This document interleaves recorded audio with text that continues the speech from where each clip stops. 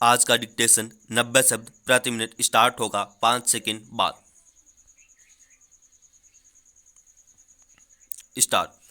महामारी के बीच केंद्रीय माध्यमिक शिक्षा बोर्ड सीबीएसई की 12वीं की परीक्षाएं कराने को लेकर सरकार में मंथन जारी है।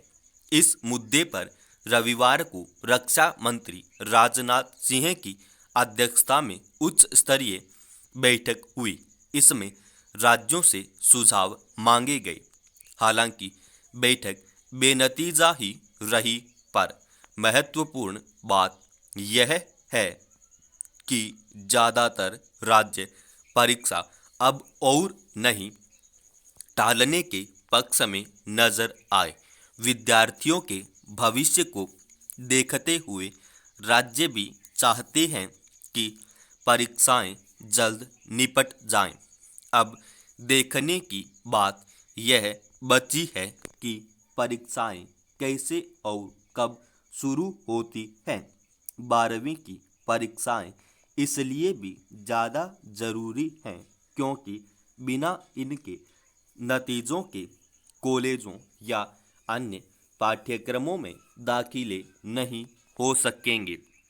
12वीं की बाद परीक्षार्थियों को इंजीनियरिंग, मेडिकल और अन्य दूसरे व्यावसायिक पाठ्यक्रमों में दाखिले के लिए प्रवेश परीक्षा भी देनी है। ऐसे में अगर 12वीं की परीक्षाएं और टली तो इससे विद्यार्थियों का भविष्य प्रभावित हुए बिना नहीं रहेगा, क्योंकि प्रतियोगी परीक्षाएं भी 12वीं की परीक्षाओं के बाद ही होनी है। ऐसे में उनके आयोजन को लेकर भी अधर झूल की स्थिति बनी रहेगी। उधर इस बार विश्वविद्यालयों में दाखिले के लिए भी संयुक्त प्रवेश परीक्षा कराने पर विचार चल रहा है। ऐसे में 12वीं की परीक्षा करवाना अपरिहार्य हो गया है। गौरतलब है कि महामारी की दूसरी लहर के कारण पिछले महीने बोर्ड की परीक्षाएं टाली गई थीं। तब वाकई ऐसे हालात पैदा हो गए थे कि परीक्षाएं करवाना विद्यार्थियों की जान जोखिम में डालने जैसा होता। लेकिन महामारी का संकट अभी खत्म हुआ नहीं माना जा सकता। हाँ, इतना जरूर है कि कुछ राज्यों में अब संक्रमण की दर गिरने लगी है। उम्मीद है कि 2-3 हफ्तों में स्थिति इतनी तो ठीक हो जाएगी कि परीक्षाएं करवाई जा सकें। ज़्यादातर विद्यार्थी और अभिभावक भी चाहते हैं कि परीक्षाएं हो जाएं, तो तनाव खत्म हो। परीक्षा होगी या नहीं होगी, या क्या वैकल्पिक रास्ता निकलेगा, इसे लेकर विद्यार्थियों में भारी तनाव पैदा हो जाता है। ऐसा होना स्वाभाविक भी है। वे साल भर मेहनत करते हैं और ऐसी ऊहा-पोह की स्थिति उनकी मेहनत पर पानी फेर देने के लिए काफ़ी होती है। हालांकि जो राज्य परीक्षा नहीं कराने के पक्ष में है, उनकी चिंताओं को भी खारिज नहीं किया जा सकता। सबसे बड़ा खतरा तो संक्रमण का ही है।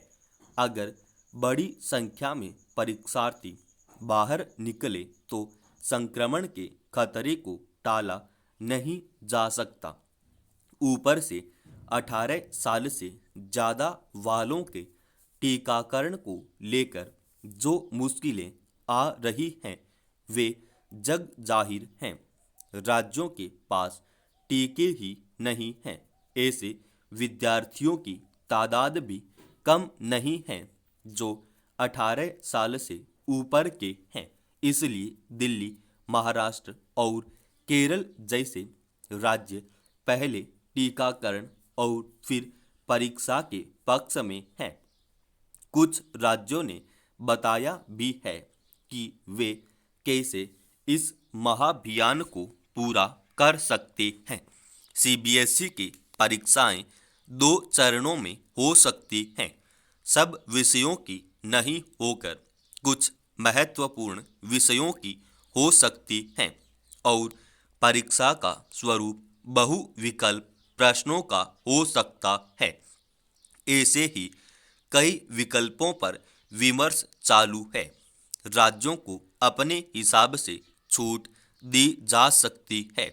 छत्तीसगढ़ ने तो अनूठा मॉडल बनाया है, जिसमें विद्यार्थी परीक्षा केंद्र से प्रश्न पत्र और उत्तर पुस्तिका घर ले जाएं और 5 दिन में करके जमा करवा दें। महाराष्ट्र सरकार ऑनलाइन परीक्षा की वकालत कर रही है। इस बात में तो कोई विवाद हो ही नहीं सकता है। विद्यार्थियों की सुरक्षा सर्वोपरि है। उन्हें संक्रमण से बचाना है, और इस तरह यह परीक्षा केंद्र और राज्य सरकारों की भी परीक्षा है। समाप्त।